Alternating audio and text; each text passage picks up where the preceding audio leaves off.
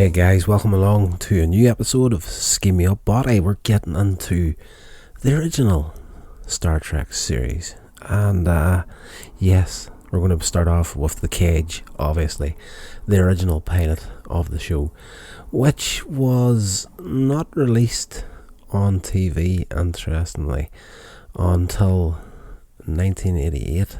It was released to public on VHS in 1986 with a special introduction by Gene Roddenberry, but it was not broadcast on television in its complete form until 1988. And I can remember sitting down checking it out back then whenever it first came out on TV, and it was really weird to see The Cage so long after the original series actually ran and finished and was repeated beyond belief for such a long time before we actually got to see where it originally could have went. And that's a great little episode to go back and check it out. And it's basically, whenever it was first made back in 1965, it was rejected by NBC in February of 65, and the network ordered another pilot episode, which became Where No Man Has Gone Before. Now, offhand, I'm trying to recall where that episode actually falls in the series. I think it's either episode... It's not the first episode of the series. It's the second, perhaps third episode of the series.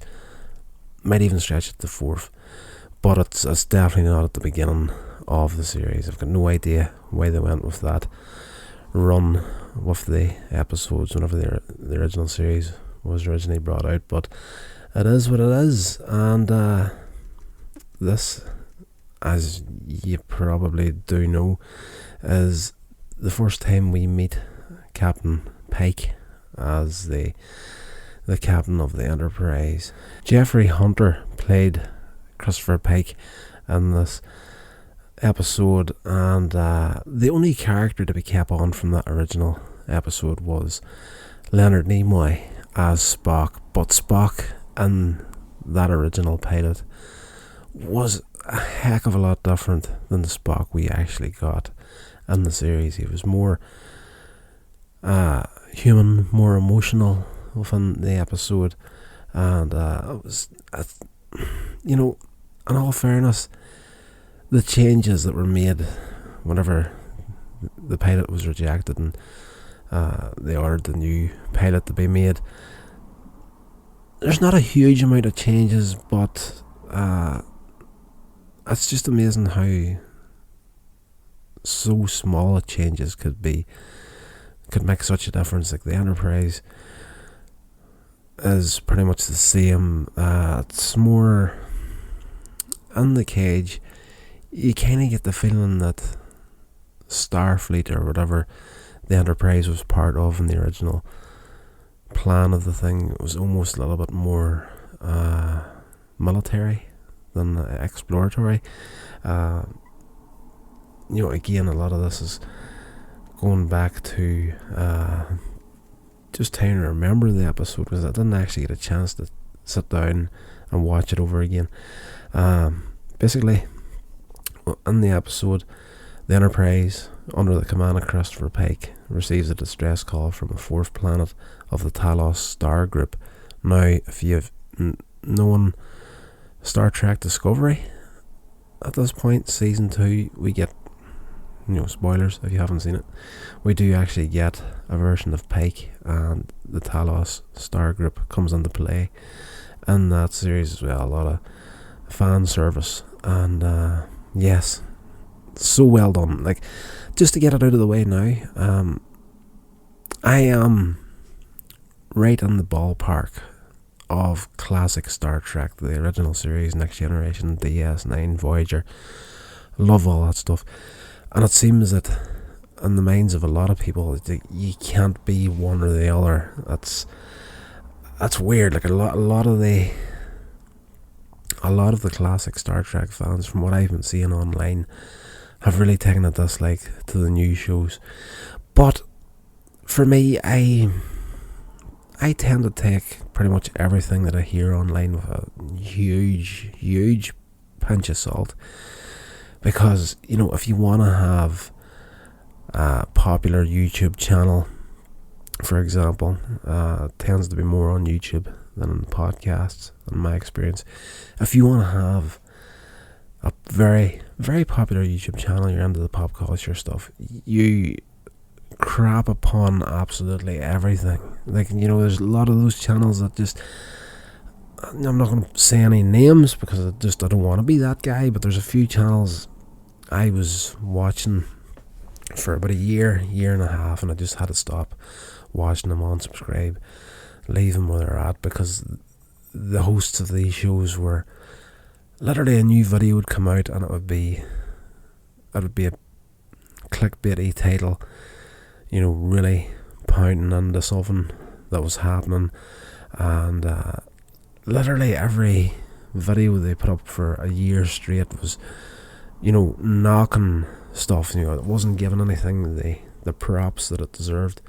And I'm thinking to myself, okay, you can't like everything all the time. I genuinely there's a lot of stuff in the history of Star Trek, both old and new, that I'm not a huge fan of, but I'm not going to really knock on it. I'm just going to take it for what it is and enjoy it if possible. But these guys were just like, going out of their way to be just insanely down-putting absolutely everything.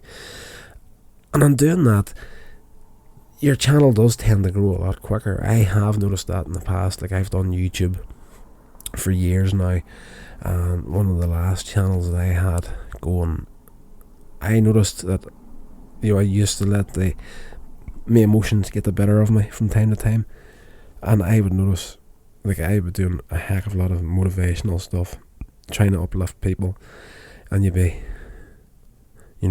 tuttering along at a usual amount of views and whatever, and your watch time would be at a certain extent, and then something would happen, your emotions would get the better of you, and you would go off on one, and you would make a video that was just not good, and you were just going to town on something, and those videos well outperformed the stuff that was like positive.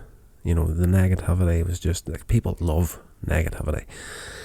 But yes, when it comes to Star Trek, old and new, I can watch it, appreciate it, and if something works, it works, and if something doesn't work, it doesn't work. You can't hit a perfect game all the time. But in saying that, classic Star Trek tended to hit pretty close to a perfect game most of the time. Now, the original series, there's a few episodes in there that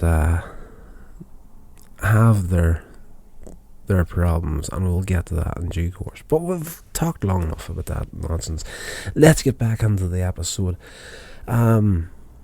Enterprise gets a call, distress call, Talos Star Group, and landing party goes down to investigate. Tracking the distress signal to its source, the land party discovers a camp of survivors from a scientific expedition that has been missing for 18 years. Amongst the survivors is a beautiful young woman named Vina. Now, she is stunning. Like,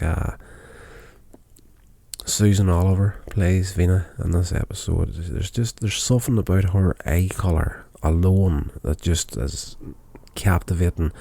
I don't know if it's the colorization or colouring of the film. I've seen her in a few things outside of that episode. A lot of it was all like Technicolor sort of style. So like a lot of colours were very vibrant, but her eyes just seemed to light up the room and whatever she was in.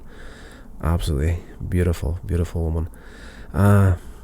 Captivated by her beauty, Pike is caught off guard and he's captured by the Telosians, a race of humanoids with bulbous heads who live beneath the planet's surface, and it's revealed that the distress call and the crash survivors, except for Vina, are just illusions created by the Telosians to lure the Enterprise to the planet.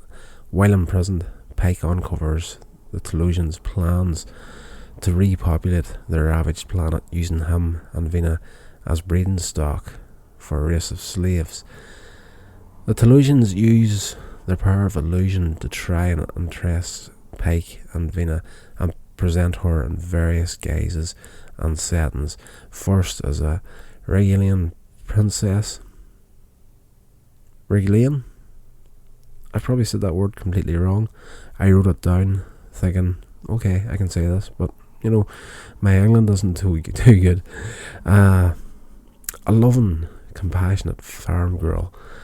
Then a seductive green-skinned Orion. Now you all notice that, and most of the, I'm trying to recall the end credit sequence for Star Trek, and I can't remember if it actually changed throughout the 2 or 3 seasons, but there is a photograph of her still on screen of her as this green-skinned Orion woman that's doing the dancing.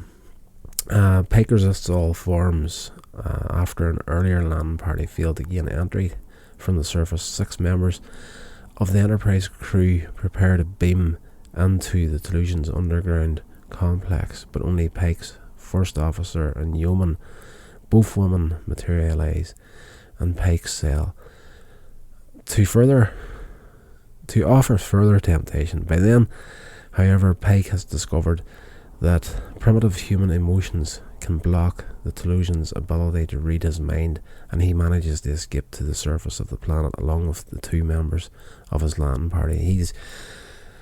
They can read his mind, they can project images, and you know, it's almost like the holodeck in the Next Generation. You know, he's in different parts of the planet and different things is happening. They're trying to get him and her together, but it's all projected from themselves. But if he gets angry, you know, they don't know how to deal with the human anger side of things, and they start to lose their power of control on them.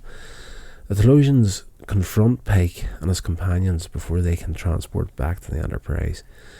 The captain tries to negotiate, but the first officer sets her weapon on a bulbous to over. But the first officer, now interestingly enough, the first officer of the Enterprise. Let me just skip back up through my notes here. Number 1, simply known as Number 1. Of course, you know, they brought that back in the Next Generation. Picard was always calling Riker Number 1, but the woman that plays Number 1 in this episode is Majel Barrett, and you know, as we all know, she was married to Roddenberry and actually played Deanna Troy's mother on the Next Generation as well. Plus, she was also the voice of the computer in the Next Generation series and DS9 and all that sort of good stuff. So big links through Star Trek, the whole history of it. But she sets her phaser to self-destruct, and Pike and Vina move closer to her, agreeing with her preference for death rather than captivity. After all, as Vina explains, if the Telosians have even one human being, they might try again. This demonstration of fatal resolve confirms that the Telosians have been cleaning from records they've accessed from the Enterprise's computers. The human race despises captivity far too much to be useful to them. Despite their last hope having been proven unsuitable, the Telosians are not vengeful. They let the humans go. They're just thinking, you know, we had plans for these guys. They're too unstable for us, as humans all are. We're seeing that more and more these days than ever before. The first officer and the yeoman beam up immediately, but Pike remains behind with Vina, urging her to leave with him. Vina explains she cannot leave. An expedition had indeed crash landed on Talos 4. Vina was the sole survivor, but was incredibly badly injured, and the Telosians were able to save her. But as they had no understanding of human physiology at the time, she was left horribly disfigured. With the aid of the illusions, she was able to appear beautiful and in good health, as much to herself as to any others. Realising that the continued illusion of health and beauty is necessary for Vina, Pike is ready to return to the Enterprise without her. In an act of goodwill, the aliens show him that Vina sees an image of Pike next to her, and they walk up to the entrance that takes them into the Tellusian habitat. Pike then beams up after the Keeper's closing words. She has an illusion, and you have reality. May you find your way as pleasant. It's a great episode, and I probably bumbled my way through those notes because I am absolutely shattered.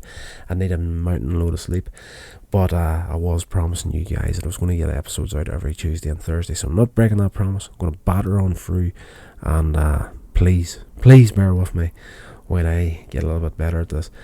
The episode is absolutely fantastic, and part of me is like, I would love to know what the mindset and thought was with NBC actually rejecting it in the first place, because it's not a bad episode. Like, whenever you hear a pilot has been rejected in the order, another pilot, now in all fairness, Where No Man Has Gone Before, is much more action packed than what The Cage is, but what we get in The Cage is, a lot of the standard sort of Star Trek stuff that we all adored about the original series. It was all there in the original one. But it is, I don't know how well the character of Spock would have got on if they had have kept him the way he was in The Cage. As I say, he's the smart science officer, Vulcan, but he's more human, more emotional, and I'm wondering, as a very emotional Spock, going to be the driving force that he would become in the original series, especially up against McCoy, whenever you had that, difference in attitudes, Spock's hardcore logic against McCoy's cynical smart-ass mouth.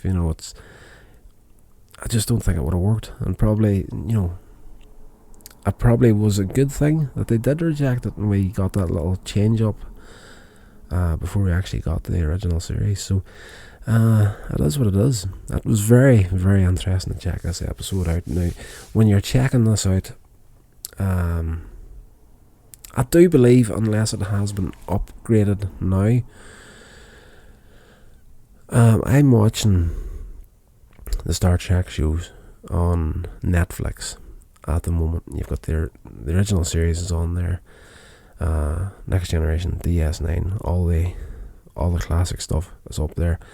And at a stage, somebody went back and took the original series and they upgraded the visual effects, as far as the Enterprise and space, all the space shots and all those visual effects have been upgraded to like computer generated, more CGI looking sort of stuff, and not so much in the miniatures side. But whenever you get back to watch The Cage, definitely the last time I did, unless they've upgraded this episode since then, you were getting the actual original episode the way it was originally released, without any of the updated effects in it. So that's class to look back on it, because you're thinking to yourself, if you've only known the shows with those updated effects, and then people tell you that this show came out way back in the 60s, and you're like, how could this come out in the 60s? Like, look at those visual effects, they're not bad, they're okay, they could be a bit better, but by today's standards they could be a lot better, but they look fantastic. It's definitely, those effects weren't from 65. No, they were far from it from 65. I think that was I'm going to put a guess on it here, but I would reckon it was probably somewhere in the late 90s, mid 90s to late 90s, whenever they did those visual effects upgrades for the series. But to go back and check out the cage and see that opening shot of the Enterprise flying through space and the original way that it was created, just, you know, it really does tell the time that this came from. Genuine treat. I'm kind of gutted now that I didn't actually sit down and watch it before I recorded this podcast, because it's an absolutely brilliant episode, and I'm going to do that tomorrow, definitely. But as I did say, I want to put these out for you on the release date that I've, the release times that I've put on the show. So you may suffer because of that, but it is what it is. I'm not perfect, far from it, and yes, I like to own my L's. So if this episode didn't hit the standards, I do apologise, but I am a flawed human being, and being a lifelong fan of Star Trek has made me really appreciate the fact that I'm a very flawed human being. It makes it interesting. Anyway, guys, hope you enjoyed the episode. I will talk to you next Tuesday. This has been a production of Coins Age Media. Thank you